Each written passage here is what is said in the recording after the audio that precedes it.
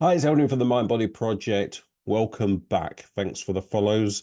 Keep liking, subscribing, and sending in your questions, which is what I'm going to answer today.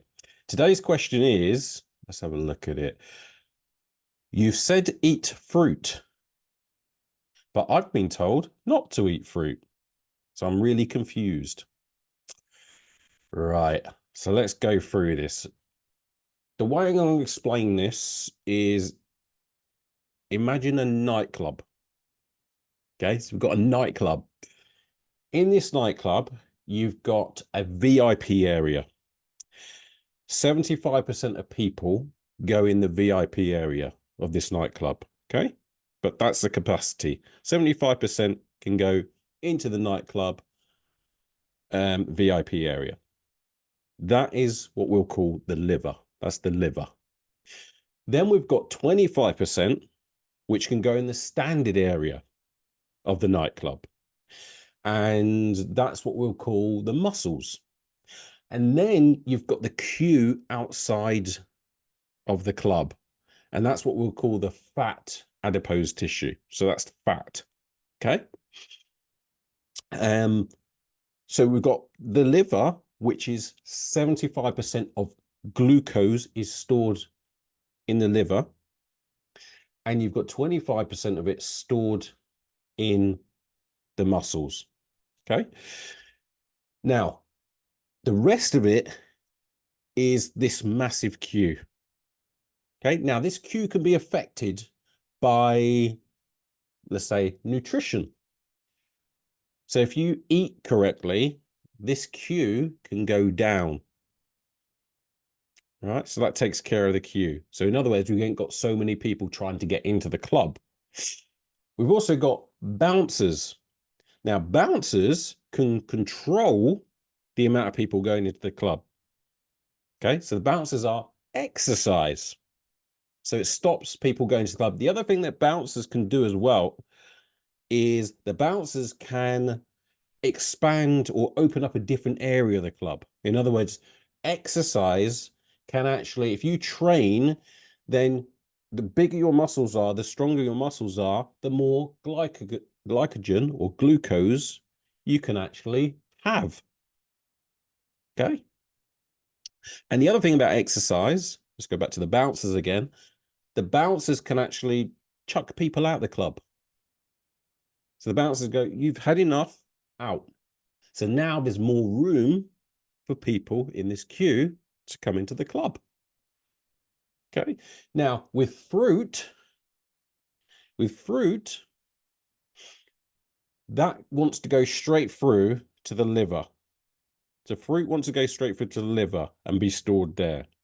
And the problem is with that is if you're having fruit and you are not exercising and you're not controlling the rest of your nutrition, then basically you are just going to have a blood level or blood glucose level that's going to be high. Okay, so it's going to be high. So that's the reason why people were telling you not to have too much fruit. Because what we've got is people at risk of diabetes and pre-diabetes. Okay, that's the thing we're dealing with. Because if you've got, and we're going to talk about this later in the week, if you've got too much blood sugar or your blood sugar's too high, which is hyperglycaemia, then where you're going to notice that is your focus, brain fog, concentration. Okay, so that's going to affect that. That could be a sign of insulin resistance. If you're eating too much sugar, and fruit is a fructose, which is a sugar as well, then that is going to cause a spike in the blood sugar.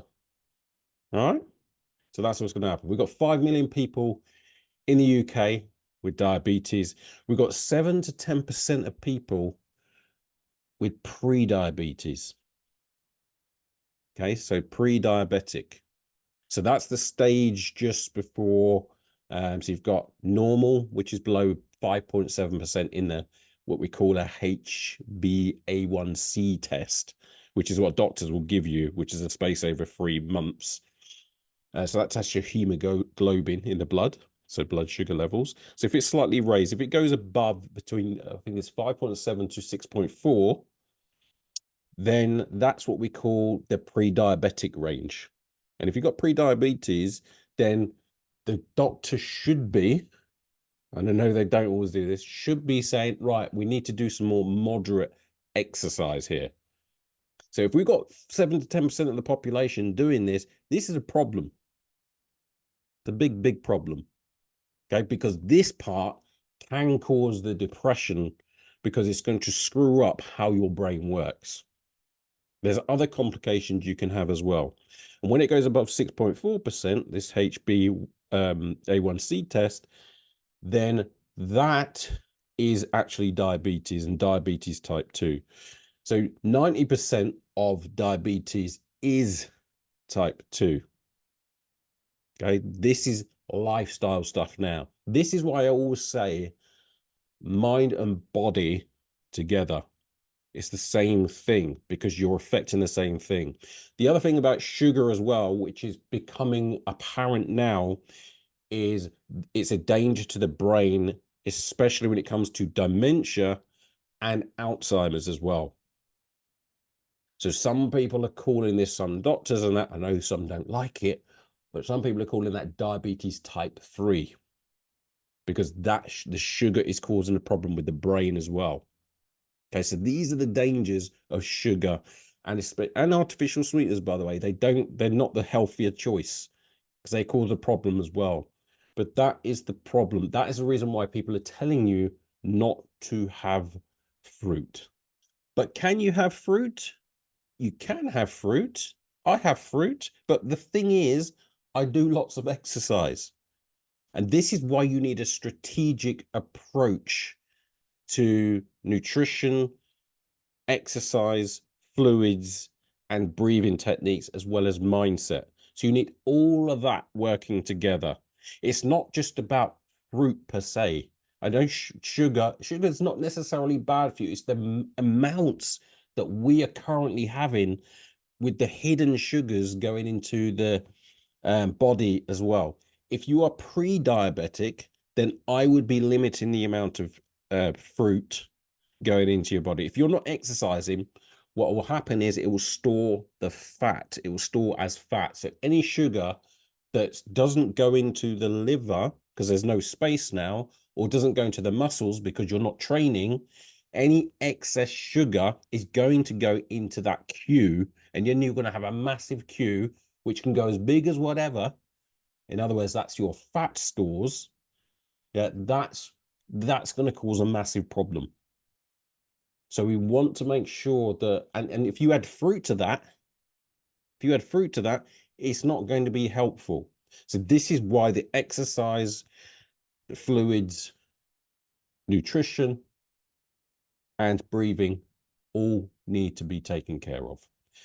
And right now we have a problem with a generation because 1 in 3 children are now at risk of diabetes as well.